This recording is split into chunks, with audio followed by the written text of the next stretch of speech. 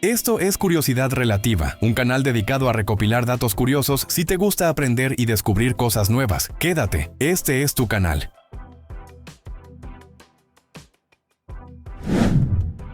Hoy es un buen día para decirnos que ya estamos viejos sin decir que estamos viejos. Vamos al baúl de los recuerdos y empezamos con esto. Hubo un tiempo en que ir a la escuela no era solo llevar cuadernos y libros, era mostrar con orgullo el estuche más épico del salón. Y no cualquier estuche, uno metálico. Sí, esos estuches escolares de los años 80 y 90 eran auténticas naves espaciales en miniatura. Tenían cuerpo de metal, eran duros como una caja fuerte, y resistentes como el mismísimo Robocop. Pero lo mejor no era solo su dureza, sino sus secretos ocultos. Muchos traían compartimentos invisibles que se abrían con botones, reglas que se deslizaban como espadas ninja, y afiladores integrados que giraban como mecanismos de una trampa medieval. Hasta había estuches que traían brújulas, y tú sin saber ni dónde estabas parado en geografía. Eran más que un simple portalápices, eran armas de poder escolar. Si alguien traía uno nuevo al salón, todos se reunían como si fuera una reliquia mística. ¡Mira! Tiene un botón que saca una regla voladora. Y todos quedábamos con la boca abierta. Y claro, si no tenías uno, lo deseabas con todas tus fuerzas, porque tener ese estuche era tener estatus, eras el elegido, el portador del objeto sagrado. Lo increíble es que esos estuches aguantaban todo, caídas, mochilazos, pisotones y hasta los años. Muchos aún existen guardados en algún cajón de la infancia. Hoy en día casi no se ven. Fueron desplazados por estuches de tela más ligeros, pero también menos épicos, menos legendarios. Sí lo recuerdo cuando iba en la primaria. Estuches escolares metálicos con compartimentos secretos. Tenían reglas desplegables, afiladores y botones que abrían escondites. Eran el sueño de cualquier niño en la escuela. Hoy casi no se ven. ¿Y tú? ¿Te acuerdas del estuche más increíble que tuviste? ¿Aún lo tienes? ¿O solo vive en tu memoria? Hubo una época en que llevar la mochila al hombro no era la única opción. También existía la famosa mochila de carrito de metal. Sí, esa que en México muchos conocieron como la mochila de alambre. Era ruidosa, pesada, y tenía una estructura tan rígida que bien podía usarse como arma en caso de emergencia. Un carrito escolar digno de Mad Max. A diferencia de las mochilas modernas con ruedas suaves y compartimentos acolchados, estas mochilas eran puro fierro, literal. Un armazón de alambre con una mochila sencilla amarrada encima, sin organización, sin esponjitas, sin misericordia. Y cuando rodaban por los pasillos de la escuela, hacían más escándalo que una carreta con caballos. Pero ahí estaban, arrasando en los años 80 y 90. Muchos las usaban para cargar cuadernos, útiles y hasta el lonche. Y aunque eran todo menos ergonómicas, eran parte del estilo de la época. Caminar con una de esas mochilas por el recreo era como entrar a una escena de película. Las ruedas golpeando el suelo, el sonido metálico marcando cada paso, y los demás mirándote como si llevaras una mini jaula sobre ruedas. Y claro, no era raro que con el paso del tiempo el carrito se doblara, las ruedas se salieran o simplemente decidiera colapsar bajo el peso de tantos libros. Pero aún así, esas mochilas marcaron a una generación. Una época sin mochilas ergonómicas, sin cierres suaves ni bolsillos secretos. Solo estructura, resistencia y un buen dolor de espalda. Aunque no recuerdo esas mochilas realmente. Pero existieron. Y si tú fuiste uno de los valientes que usó una, o al menos las viste rodar por los pasillos escolares, déjamelo en los comentarios. Quiero saber si tú también fuiste parte de esa generación que cargó con el peso, literalmente. ¿Tú tuviste una mochila de alambre? ¿O solo las escuchabas venir desde el otro salón? Antes del streaming, antes del cable, incluso antes del control remoto, existieron las legendarias antenas de conejo. Sí, esas varillas de metal que parecían orejas saliendo del televisor. Por cierto, no eran pantallas, eran televisores cuadrados gordos y con muchas menos pulgadas de lo que hoy estamos acostumbrados a ver. Eso sí convertían cualquier sala en un laboratorio improvisado de telecomunicaciones. Bueno, déjame hacerte recordar. Estas antenas, conocidas técnicamente como dipolos, puntos eran esenciales para recibir señales de televisión analógica abierta. Captaban las frecuencias VHF y UHF que llegaban del aire. Y no había otra forma de ver la televisión si no tenías una. Recuerdas tener que moverlas una y otra vez hasta encontrar esa posición perfecta donde la imagen dejaba de saltar. Y por fin podías ver la caricatura o la película del domingo. Algunas veces bastaba con poner papel aluminio en las puntas, otras con sostener una varilla mientras hacías equilibrio como acróbata. Cualquier truco era válido para no perder la señal en medio de la mejor parte. El diseño era simple pero ingenioso. Las varillas metálicas completamente extendidas captaban los canales VHF y para UHF había un lazo metálico adicional. Podías inclinar las varillas en forma de V, girarlas o esconderlas detrás de la tele. Cada movimiento tenía el poder de revivir la señal o de arruinarla por completo. Y sí, era frustrante, pero también tenía su encanto. Una sensación de victoria cuando por fin lograbas ver el canal con claridad.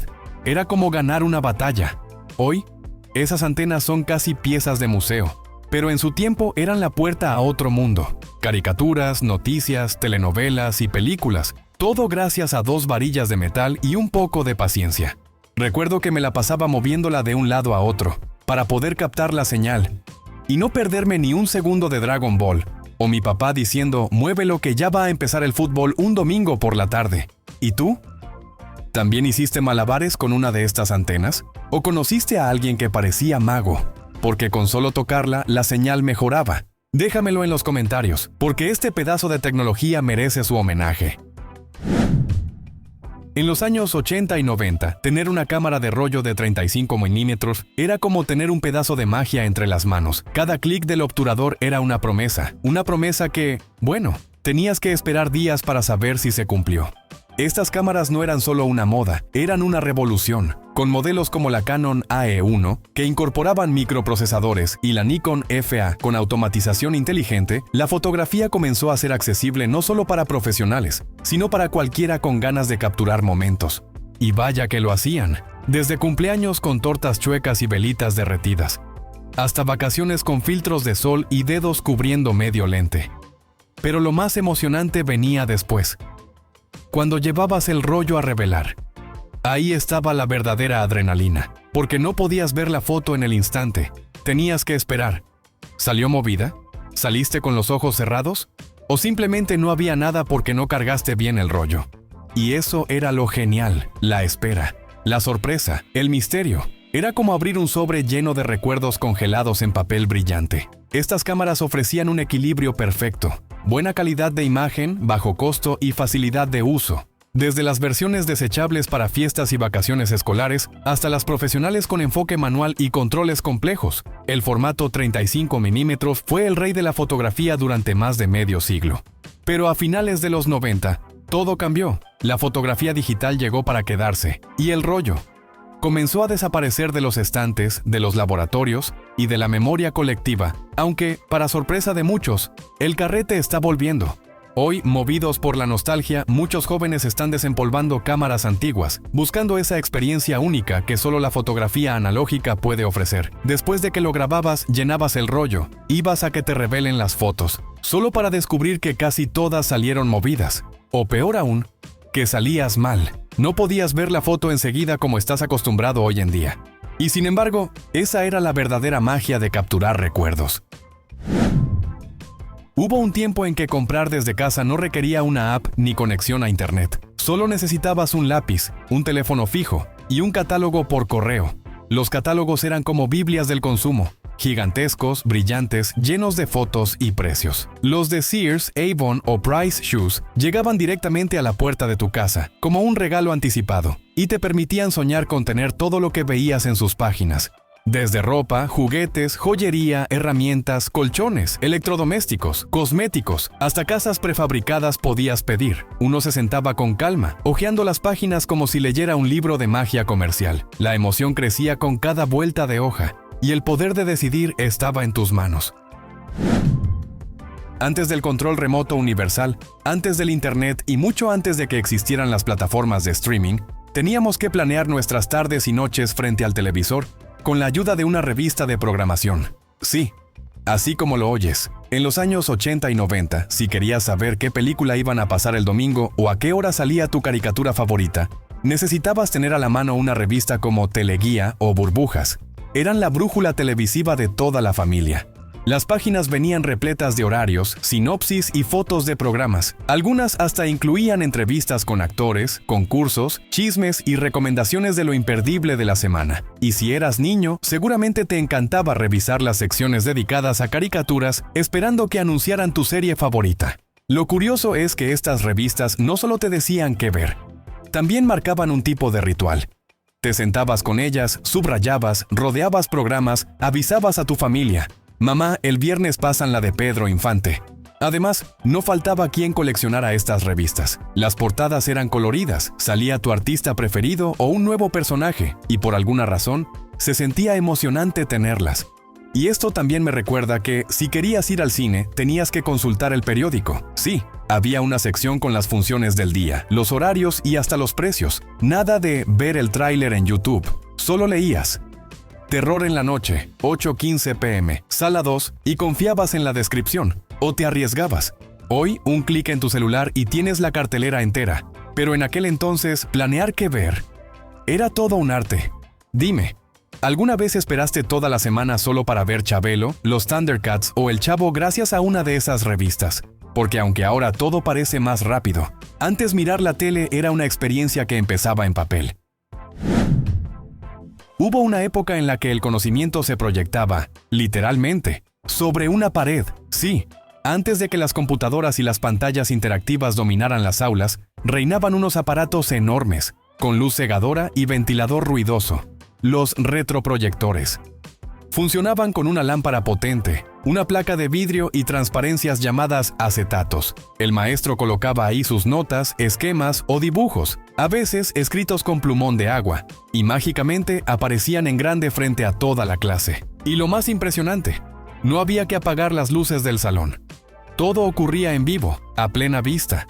Estos proyectores eran la herramienta didáctica estrella entre los años 30 y principios del 2000, no solo en escuelas, también en conferencias, juntas de oficina e incluso entrenamientos militares durante la Segunda Guerra Mundial. Sí, así de serios eran. Y aunque parecían simples, tenían sus trucos. Algunos maestros usaban acetatos de rayos X reciclados, borrados con alcohol. Otros dibujaban sobre la marcha, haciendo que la clase pareciera una función de teatro con sombras, luces y tinta flotando en el aire. Pero tenían su lado complicado. Si se fundía la lámpara, que ocurría más de lo que uno quisiera, todo se detenía. Y no era raro ver a alguien peleándose con la tapa del proyector, tratando de cambiar la bombilla mientras el salón entero esperaba en silencio. Con el tiempo llegaron los proyectores digitales, las cámaras de documentos y luego las pizarras interactivas, todo más rápido, más brillante y con menos calor saliendo del aparato. Aún así, recuerdo que un maestro me daba clases en la carrera con uno. Aunque ya existían los proyectores modernos, se aferraba a su retroproyector como un DJ de los 80 con su tornamesa. ¿Y tú? Te tocó ver uno en acción. Te tocó escribir sobre un acetato con plumón y luego borrarlo con un trapito húmedo. Porque aunque ya casi no se ven, estos aparatos marcaron una época, una en la que enseñar era proyectar sueños sobre una pared blanca. Era redondo. Tenía 4 botones de colores brillantes. Y podía hacerte sudar como si estuvieras en una competencia olímpica de memoria. Sí, hablamos del mítico Simon.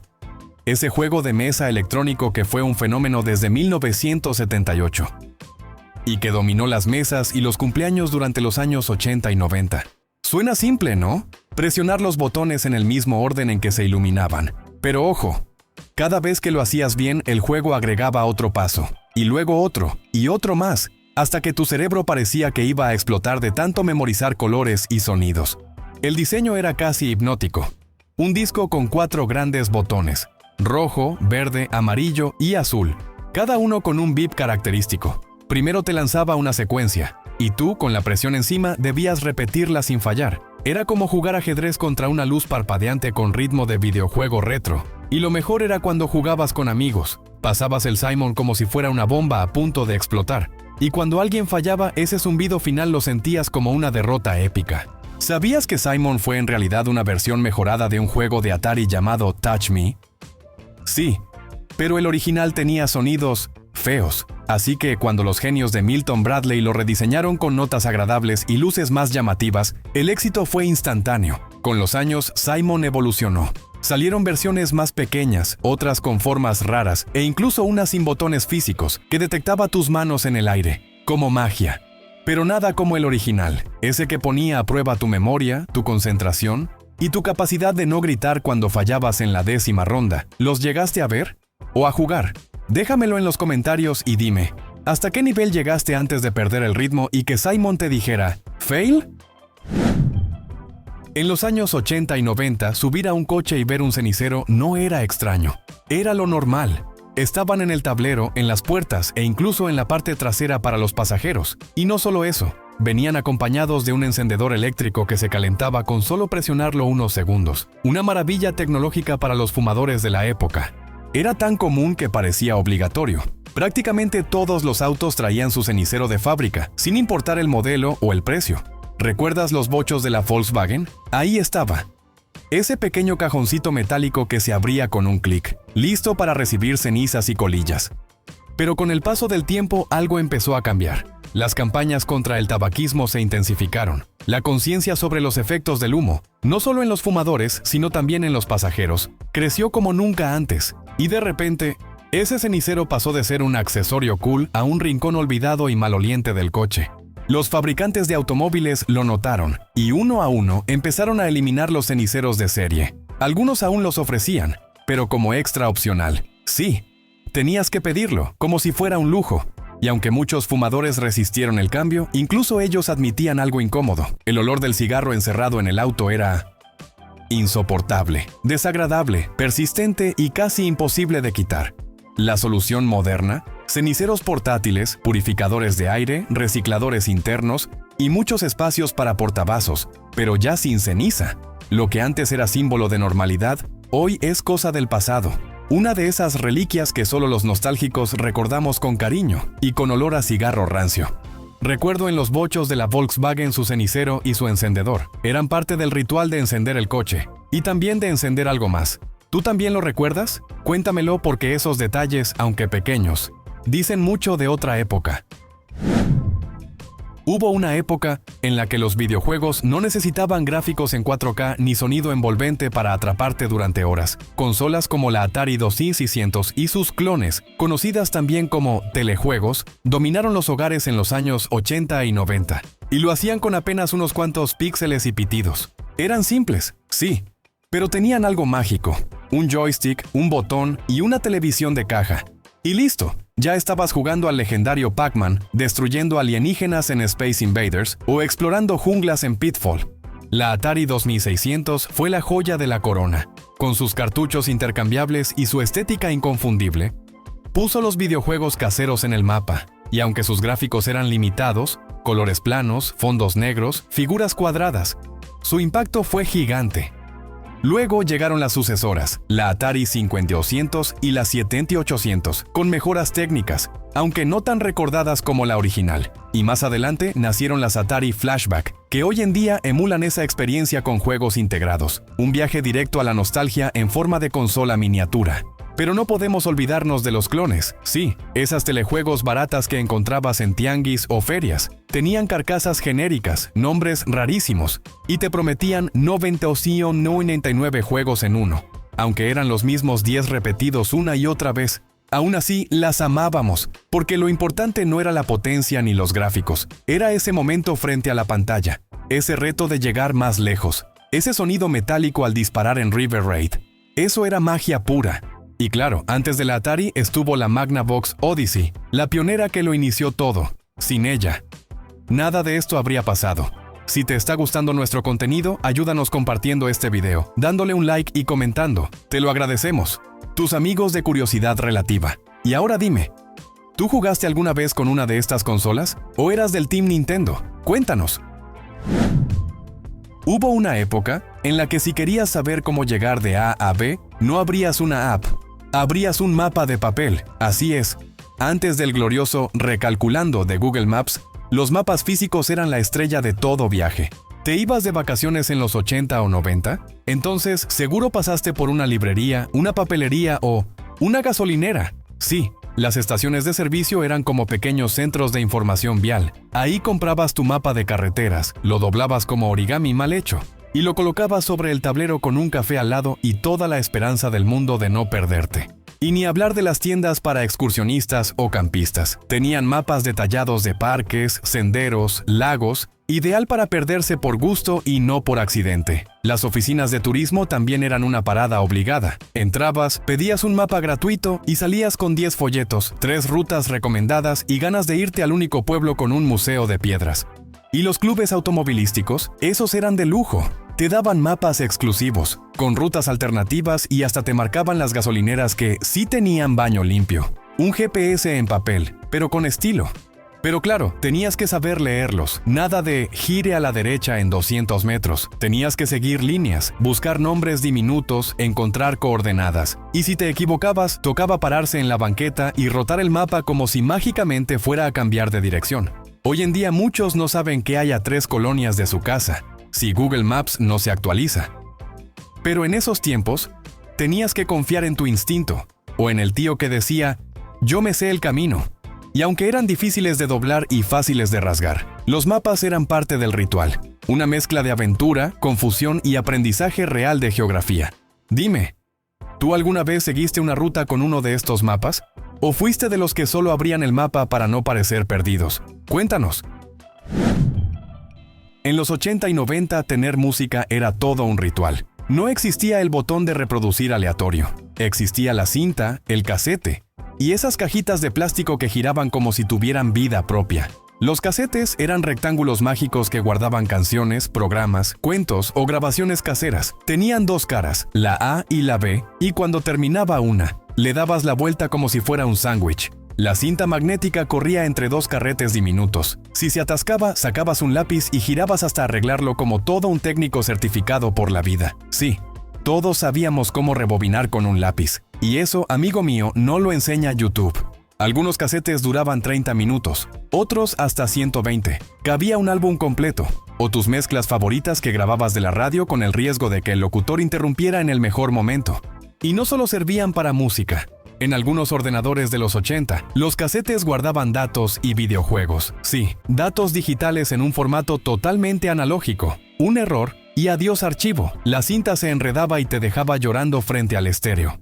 Pero claro, los tiempos cambian, y a finales de los 80 llegaron los CDs, esos discos brillantes que parecían el futuro. Sin rebobinado, sin cinta, sin lápiz. Una revolución. Los CD eran ópticos, más resistentes y con sonido más limpio.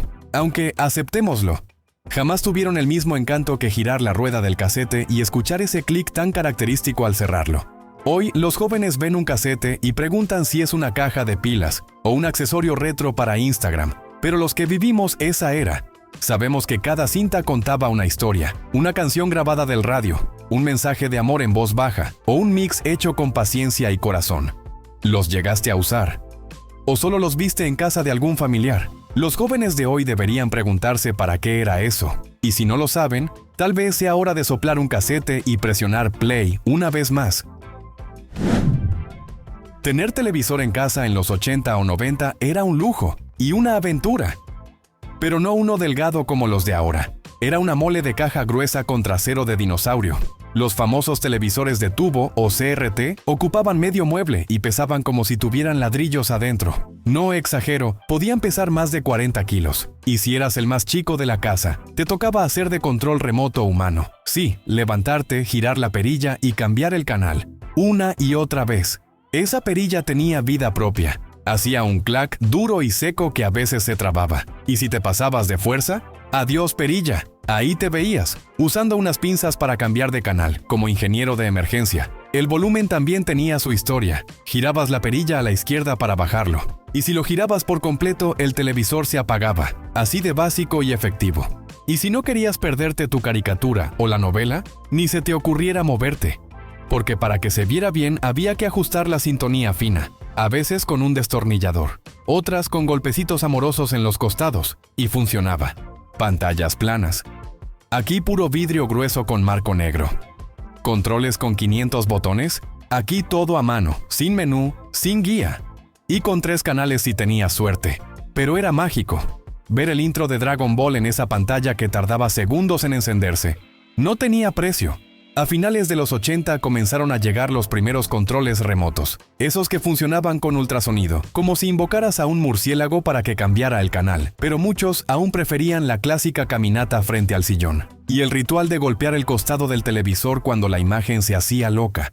Recuerdo perfectamente cambiar de canal y ese sonido que hacía la perilla cuando se trababa, y cómo al girar el volumen todo a la izquierda, el televisor se apagaba solito como diciendo, ya me voy a dormir. ¿Y tú?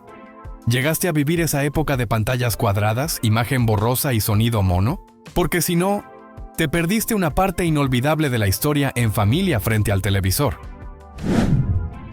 Las agendas electrónicas de los 80 y 90 eran como los abuelitos de los smartphones actuales, pero sin pantalla táctil, sin internet y sin redes sociales. Eran esos pequeños dispositivos portátiles que te hacían sentir como todo un ejecutivo futurista, si los llevabas en el bolsillo, aunque hoy parecen calculadoras con aspiraciones de laptop.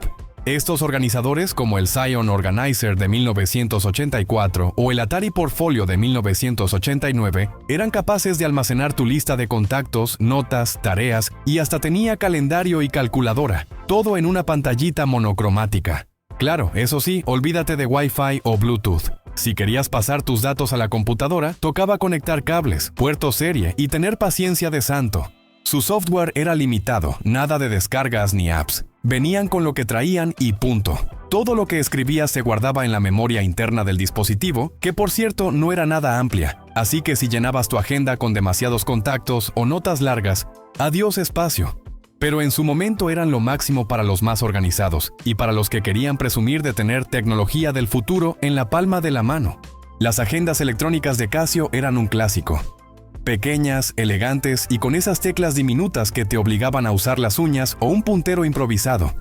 Y si hablamos de pioneros, el Atari Portfolio fue una verdadera revolución. Un Palm Top con teclado completo. Aunque su pantalla parecía de calculadora avanzada, te hacía sentir como si tuvieras una computadora personal en miniatura. No cabe duda, estas agendas fueron el primer paso hacia lo que hoy es el smartphone. Eran el puente entre el papel y lo digital. Yo no recuerdo haber visto una de cerca en su momento, pero seguramente había algún tío o vecino que las usaba para verse pro en la oficina. ¿Y tú? ¿Alguna vez viste una de estas agendas electrónicas o incluso llegaste a usar una? Cuéntame en los comentarios porque esto es como abrir un portal al pasado tecnológico. Los radios despertador de los 80 y 90 eran auténticos reyes de la mesa de noche y verdugos matutinos para millones de personas. Eran esos aparatos que combinaban radio AM/FM con un reloj digital y, lo más importante, con una alarma capaz de sacarte del sueño más profundo, aunque no siempre de buen humor. La mayoría tenía una pantalla LED o LCD brillante, con números rojos o verdes que iluminaban la habitación entera en la oscuridad. Parecían un semáforo que te recordaba constantemente la hora que te quedaba para dormir. Y cuando llegaba el momento, la alarma sonaba con fuerza o, si tenías suerte, con una emisora de radio que te lanzaba directo a las noticias, música o el locutor madrugador. Algunos modelos venían con sonidos suaves, pero otros te sacaban del cuerpo con un pitido infernal. Por suerte, ahí estaba el glorioso botón de snooze. Ese bendito invento que te regalaba 5 minutos más, aunque te hiciera caer en el ciclo eterno de solo un ratito más.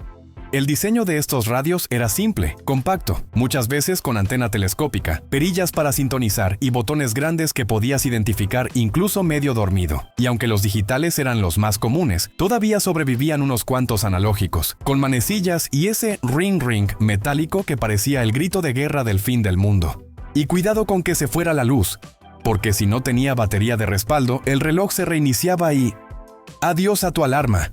Más de uno llegó tarde por culpa de un apagón inesperado. En mi casa, mi mamá tenía uno de esos radios despertador, y lo usaba para despertarme y llevarme a la escuela. El problema es que yo me levantaba como un zombie, caminando a ciegas por la casa mientras sonaba la voz del locutor o una cumbia a todo volumen. ¿Tú también usaste uno de esos o los recuerdas en casa? Cuéntamelo en los comentarios. Porque si alguna vez te levantaste con la alarma de uno de estos radios, sabes que no se olvidan fácilmente. Vayamos al baúl de tus recuerdos, al menos yo sí los recuerdo. Ver una película en VHS era toda una experiencia, pero terminarla implicaba una misión adicional, rebobinarla. Y no bastaba con darle rewind al reproductor. Para eso existían unos aparatos especiales, los famosos rebobinadores de VHS. Sí, eran reales. Un dispositivo dedicado única y exclusivamente a rebobinar cintas de video. Nada de reproducir, nada de pausa, solo rebobinar. Y aunque hoy suene exagerado, estos pequeños aparatos salvaron miles de videocaseteras de morir prematuramente. ¿Por qué eran tan importantes? Porque los VCR de los 80 y 90 sufrían cada vez que uno rebobinaba una cinta completa.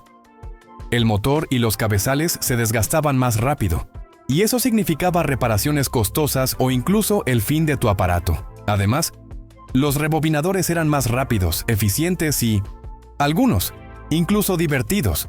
Hubo modelos con forma de coche que encendían las luces al empezar a rebobinar. Una joya tecnológica y decorativa a la vez. Y ojo, si alquilabas películas, especialmente en Blockbuster, y no las devolvías rebobinadas, te cobraban una multa. Así que tener uno de estos aparatos en casa era casi una obligación para cualquier cinéfilo de la época. Pero también había otro detalle importante: preservar la cinta. Rebobinar con frecuencia en el reproductor podía generar dobleces, estiramientos o incluso dañar la imagen con esas molestas líneas distorsionadas. Yo recuerdo que tenía uno en forma de auto deportivo, y cuando terminaba la película metía la cinta en ese mini carrito, lo cerraba, y las luces delanteras se encendían mientras zumbaba. Era como si el coche mismo estuviera devorando la película en reversa. Hoy ese sonido ya no existe. Ni las luces, ni el clic final que te avisaba que la cinta estaba lista para volver a empezar. Pero dime, ¿tú también usaste uno? ¿O tenías que sufrir viendo los últimos minutos de los créditos mientras esperabas que el VCR hiciera su trabajo? Cuéntamelo, porque recordar esto también es parte de nuestra historia audiovisual. Hubo un tiempo en que jugar fuera de casa no significaba conectarse al Wi-Fi, sino tener un Game Boy en las manos. Sí, ese bloque gris con pantalla en blanco y negro que se convirtió en el sueño de millones de niños en los años 90. Y aunque no tenía gráficos a color ni sonido envolvente, era mágico. El Game Boy original fue lanzado en 1989 y revolucionó el mundo de los videojuegos portátiles, no solo porque podías cambiar de cartucho y llevar varios juegos en tu mochila, sino porque podías jugar donde quisieras, en el camión, en el parque o escondido bajo las cobijas mientras tus papás creían que dormías. Tetris, ese clásico de bloques cayendo, Pokémon rojo y azul, que se convirtió en una fiebre global. Juegos simples, sí, pero cargados de horas de diversión y de mucha imaginación. Este pequeño aparato funcionaba con 4 pilas AA y te daba hasta 30 horas de juego. Algo que muchos dispositivos actuales ni sueñan. ¿Te imaginas? Sin cargadores, sin cables, solo pilas, botones y una pantalla pixelada que te atrapaba. Y aún recuerdo cuando apareció el Game Boy Color. Era como ver el futuro. Los comerciales en la tele, los anuncios en las revistas. Pero para muchos de nosotros se quedó en un sueño. Porque no todos podían tener uno. Yo nunca lo tuve. Lo veía en las vitrinas, en los anuncios, en las manos de algún primo afortunado. Y aún así, el recuerdo sigue ahí, intacto. Con más de 118 millones de unidades vendidas, el Game Boy se convirtió en una leyenda. Fue la consola más vendida de todos los tiempos hasta su discontinuación en 2003. Un logro enorme para un aparato tan sencillo. Y aunque hoy tengamos pantallas táctiles y realidad aumentada, nada se compara a esas primeras partidas en blanco y negro. Dime, ¿tú tuviste uno? ¿O también te tocó solo verlo en los comerciales? Como a mí. Hubo un carro que todos los niños de los 90 querían. Uno que prometía lo imposible: nunca volcarse, saltar obstáculos, correr por el lodo, rebotar por las paredes y seguir de pie como si nada. Su nombre era Ricochet, y era más que un juguete. Era el sueño motorizado de toda una generación. Con su diseño robusto, 4 motores y esas llantas enormes que giraban como patas de araña, este carrito a control remoto se volvió una leyenda. Su truco más famoso era ese resorte central que le permitía voltearse y seguir avanzando. No importaba si caía de lado, de espaldas o de cabeza, el Ricochet simplemente no se rendía. Era imparable. Así lo gritaban los comerciales de televisión, mientras una voz intensa decía: «Ricochet, el carro que nunca se detiene». Y claro, todos lo queríamos. Se convirtió en el protagonista de los catálogos de Navidad, en el regalo más deseado de Reyes, en el tema de conversación en los recreos. Quien tenía uno, tenía poder. Quien no, soñaba con tenerlo, porque no era cualquier carrito, era el Ricochet. Podía subir piedras, brincar escalones y dar giros imposibles como si fuera un acróbata de 4 ruedas. Todo esto con solo mover una palanca, pero no era barato. Muchos lo mirábamos por televisión con los ojos abiertos de par en par, mientras sabíamos que tal vez solo lo veríamos desde lejos. Y sin embargo, ahí quedó, en la memoria de quienes crecimos en los 90. Como ese juguete que simbolizaba la infancia, la emoción, los sueños mecánicos, el Ricochet no era solo un carro. Era la fantasía del niño que quería conquistar su patio como si fuera una pista de carreras todoterreno. El sueño de cualquier niño o adolescente prácticamente de los 90. Muchos aún lo recuerdan como el juguete que nunca tuve y siempre deseé. ¿Y tú? ¿Lo tuviste? ¿O también lo viste volar en los anuncios mientras tú jugabas con un carrito de cuerda? Hubo un tiempo en el que los recuerdos no vivían en la nube. Vivían en papel, en hojas gruesas con esquinas negras o adhesivo transparente, dentro de un álbum que olía a historia. Imprimir fotos y pegarlas con cuidado era casi un ritual. No era solo capturar un momento, era hacerlo eterno. Cada fotografía tenía su lugar, su espacio, su contexto. Una boda, un bautizo, una Navidad, unas vacaciones. Y todo quedaba ahí, resguardado entre páginas para siempre.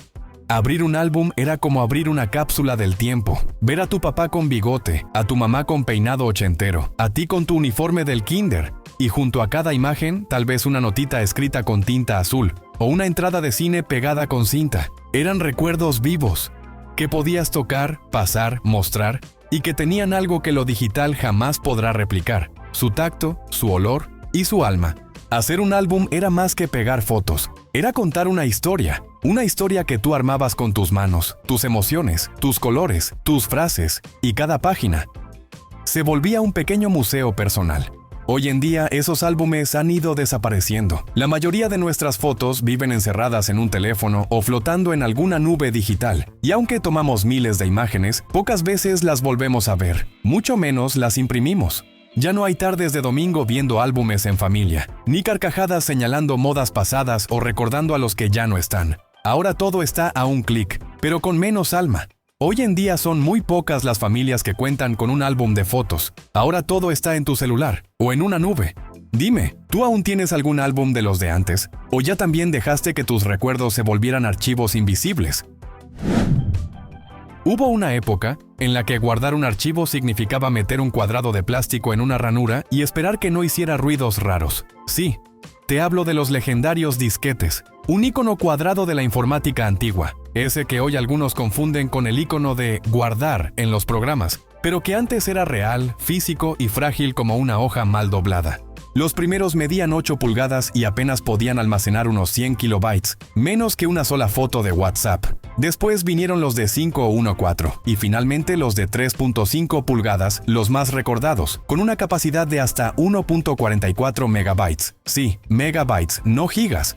Y a pesar de lo poco que podían guardar, los usábamos para todo: trabajos escolares, programas, videojuegos, respaldos y hasta para arrancar sistemas operativos. Insertarlos era casi un acto de fe. ¿Entró bien? Lo está leyendo. Y ese sonido inconfundible de la disquetera. Clac, clac, clac. Una mezcla entre tecnología y terror. Porque si se dañaban, adiós tarea, adiós juego, adiós esperanza. Eran tan sensibles que un simple imán de refrigerador podía destruirlos. Ni se diga del polvo, el calor o esa costumbre de tocarlos por el centro como si no pasara nada. Hoy, convivimos con jóvenes de 20 o 25 años que no tienen ni idea de qué fue esto, ni cómo se usaba. Y si les enseñas uno, probablemente te pregunten: ¿esto es un portavasos o un adorno retro? Pero para muchos de nosotros, los disquetes fueron la puerta de entrada al mundo digital. Pequeños, limitados, lentos, pero con ellos comenzamos a copiar, guardar y compartir información. Así empezó todo. Y aunque hoy tenemos nubes, USBs y discos duros invisibles, nada reemplaza el sonido de una disquetera funcionando con vida propia. Dime, ¿tú todavía guardas alguno? ¿O también pensaste que ese icono de guardar era solo un diseño vintage? Regresando en el tiempo, podemos recordar que cuidar a una mascota no requería una casa ni comida real, sino 3 botones y una pantalla pixelada. Así nació el Tamagotchi, una criatura virtual que vivía o moría, dependiendo de cuánto cariño y atención le dieras. Dentro de un dispositivo con forma de huevo, este pequeño ser digital tenía hambre, jugaba, se enfermaba y hasta hacía popó en su espacio virtual. Sí, tenías que limpiar su desorden si querías que sobreviviera. Pero no era solo entretenimiento. El Tamagotchi exigía compromiso. Cada vez que hacía un sonido, tú corrías como si fuera una emergencia real. Y si no lo atendías, bueno, moría. Así de dramático. Tenías que alimentarlo, jugar con él, darle medicina si se enfermaba y hasta regañarlo si se portaba mal. Era como ser papá a los 10 años, pero en versión digital. Y claro, muchos se encariñaban tanto que llevaban su Tamagotchi a la escuela escondido. Porque si lo dejabas solo todo el día, te encontrabas con una pantalla enlutada y un espíritu flotando. Un trauma que muchos aún recuerdan. Hoy la mayoría lo ve como un juguete del pasado, pero no cualquiera. El Tamagotchi es, sin duda, el abuelo ancestral del POW. Uno estaba en tu celular, el otro en tu llavero. Pero ambos hicieron que muchos niños aprendieran, a su manera, lo que era tener una responsabilidad. Con el tiempo evolucionaron. Hoy hay versiones con cámara, conexión a internet, pero el clásico, el de pantallita verde y gráficos que parecían dibujos con hormigas, ese es el que quedó en la memoria colectiva, porque no era solo un juego, era una experiencia, un rito de infancia, un recuerdo que aún hace reír o llorar a quienes olvidaron darle de comer. Dime, ¿tú también lo escondías bajo la almohada? ¿O eras de los que lo veían evolucionar solo para morir al día siguiente? Dime algo, ¿aún recuerdas cómo era? Buscar información no era cuestión de segundos, sino de páginas, muchas páginas. Vamos a desempolvar esa parte de tus recuerdos, las enciclopedias físicas, voluminosas, elegantes, alineadas en el librero como una colección de sabiduría encuadernada. Eran el Google de los años 80 y 90. ¿Querías saber sobre Egipto, los planetas o los dinosaurios? A sacar el tomo correspondiente. Y si el tema empezaba con Q, pues a buscar en el tomo 14. Cada familia que se respetara tenía por lo menos una enciclopedia Salvat, Océano o Larousse. Algunas en tomos dorados, otras ilustradas, pero todas con olor a conocimiento antiguo. Eran la herramienta educativa por excelencia. Y no exagero, muchos hicimos tareas enteras copiando palabra por palabra del tomo de Historia Universal. Y eso sí, con letra bonita y sin errores. Porque si algo no sabías, no podías decir «lo busco en mi celular». Ibas directo al estante. Las enciclopedias no solo enseñaban, decoraban. Había quienes las tenían solo para lucir cultos. Y hoy, siguen ahí, imponentes, pero acumulando polvo. Las nuevas generaciones probablemente ni las abren. Y si lo hacen, seguro se preguntan por qué no tienen pantalla táctil. Pero quienes vivimos esa época, sabemos lo que era sumergirse en sus páginas y perderse entre datos, dibujos y mapas. Sabíamos que la letra E era más pesada porque venía con Egipto, energía y electricidad. Y si se te perdía un tomo, adiós al universo de la zoología o la Edad Media. Las enciclopedias eran más que libros, eran una promesa de respuestas. Una puerta a un mundo sin conexión Wi-Fi, pero lleno de curiosidad.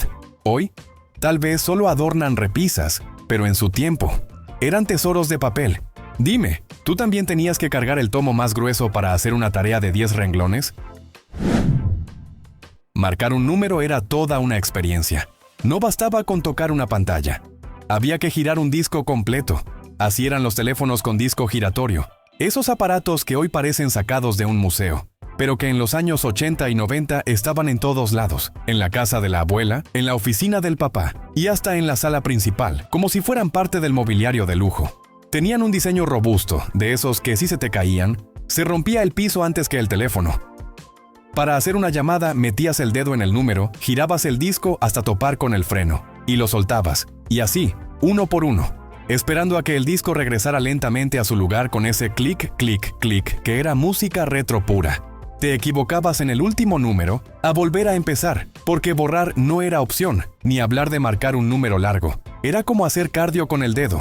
Y lo mejor, ese sonido inconfundible al girar el disco, un zumbido mecánico que no necesitaba melodías ni tonos modernos para dejar su huella en la memoria. ¿Y qué tal cuando te enojabas? No colgabas, azotabas el auricular, con fuerza y con coraje, porque el teléfono aguantaba lo que fuera, incluso discusiones familiares. Estos teléfonos funcionaban con pulsos eléctricos. Cada número que girabas enviaba una serie de señales que las centrales telefónicas interpretaban. Sí, era lento, pero había algo especial en ese ritual.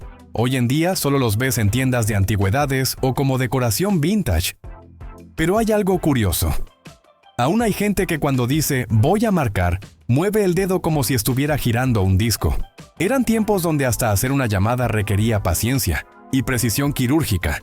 Dime, ¿alguna vez te equivocaste y tuviste que girar todo desde cero, justo cuando te aprendiste el número de memoria? En cierta época recibir un mensaje era un acto de misterio y estilo. Y no hablamos de WhatsApp ni de los SMS. Hablamos de los legendarios beepers, esos pequeños aparatos rectangulares que muchos llevaban en el cinturón con orgullo, como si fueran una insignia de agente secreto o médico de guardia. Funcionaban con una sola misión, avisarte que alguien quería hablar contigo, pero no podías responder. No había emojis, ni stickers, ni audios de 3 minutos, solo números y códigos crípticos. Te llegaba un 911, urgente, un 143, eso era I love you en clave numérica. Sí, el romanticismo también tenía su propio código VIP. El proceso era toda una operación. Alguien llamaba a una central telefónica, le dictaba un mensaje a la operadora, y ésta lo enviaba a tu beeper por ondas de radio. ¡Pim! Un sonido, una vibración, y corrías a buscar un teléfono público. Era como una misión de rescate. Y ni hablar de los modelos más avanzados, esos que podían mostrar texto completo o hasta permitirte responder con frases predeterminadas. Claro, costaban más y eran la envidia de todo el salón. Médicos, técnicos, periodistas, todos tenían uno. Y entre jóvenes se volvió una moda. Intercambiar beeps secretos con el crush o con el mejor amigo, sin que los papás entendieran nada. Pero entonces llegaron los mensajes SMS, los celulares con teclado, y poco a poco los beepers fueron desapareciendo, de héroes tecnológicos a piezas de museo. Aunque te digo algo, todavía hay lugares donde siguen usándose. ¿Sabes por qué? Porque no dependen de internet ni de cobertura 5G. Son simples, confiables y directos. Los beepers fueron los precursores del "te estoy buscando". Eran como el grito digital a distancia. Llámame. Dime, ¿tú tuviste un beeper? ¿O solo los viste en las películas de acción de los 90? Porque sí, hasta eso tenían. Estilo cinematográfico en el cinturón. Aunque no lo quieras creer, en los 80 y 90, llevar música contigo era un lujo y una declaración de estilo. Y todo gracias al legendario Walkman de Sony. Imagina esto. Vas caminando por la calle, tus audífonos puestos, el casete de tu banda favorita girando dentro de una pequeña caja colgada del cinturón. Eras el alma cool de la cuadra. Antes del Walkman, escuchar música fuera de casa era complicado, las grabadoras eran enormes, y los reproductores de 8 pistas ni hablar. Pero en 1979, Sony dijo, ¿y si metemos todo eso en un aparato del tamaño de un casete? ¡Boom! Nació el Walkman, pequeño, portátil y poderoso. Con solo 2 pilas AA, podías disfrutar horas de música sin molestar a nadie, porque sí, el Walkman trajo consigo una revolución silenciosa, la experiencia privada del audio. ¿Y cómo olvidar esa rutina? Sacar el casete, girar con el dedo la cinta cuando se enredaba, o usar un bolígrafo para rebobinar. Manualidades nivel experto. Tenía lo básico: botones de reproducir, pausar, avanzar, retroceder, detener y volumen. ¿Querías más? Algunos modelos venían con radio AM/FM, incluso el famoso botón hotline que bajaba la música para que pudieras hablar con alguien, sin quitarte los audífonos. El Walkman no era solo un aparato, era parte de tu identidad. Elegías tu casete, armabas tu playlist artesanal y salías a la calle como si tu vida tuviera banda sonora. Y sí que la tenía. Para muchos fue su primer contacto con la música portátil, un compañero fiel en viajes, caminatas, tareas e incluso en momentos de desamor. Con los años llegaron los Discmans, los MP3, y luego el celular se comió todo, pero el Walkman dejó huella. Escuchar tu música favorito con los audífonos puestos, colgado del cinturón, no era solo moda, era un estilo de vida. ¿Y tú? ¿También rebobinabas con una pluma Bic? ¿O recuerdas esa vez que el casete se rompió justo en tu canción favorita? Cuéntamelo todo. Antes de las selfies y los filtros de Instagram, existía la magia instantánea de las cámaras Polaroid, ¿sí? Esas cajitas retro que parecían sacadas del futuro y que hacían algo que parecía brujería. Te daban la foto ahí mismo. Tomabas la foto, clic, salía la hoja. Y luego venía el ritual. La agitabas, soplabas o la ponías contra tu pecho con fe, esperando que la imagen apareciera como por arte de magia. Estas cámaras fueron la sensación en los años 90. Eran como el Wi-Fi de las fotos, inmediatas. Nada de esperar días para revelar el rollo, ni perder media tanda por haber tapado el lente con el dedo. No, señor, con las Polaroid veías el resultado en segundos. Y no solo eran rápidas, eran cool. Tenían un diseño cuadradón, con esos colores ochenteros noventeros que hoy son puro estilo vintage. Hasta sonaban distinto. Ese sonido del motorcito expulsando la foto. Clic. Era casi tan emocionante como el resultado.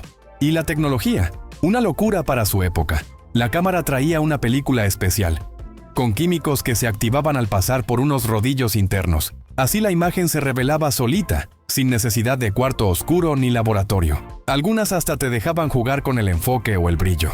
Y si tenías suerte, incluían flash. Pero cuidado, porque si no te quedabas quieto como estatua, salías todo movido o con ojos de alien.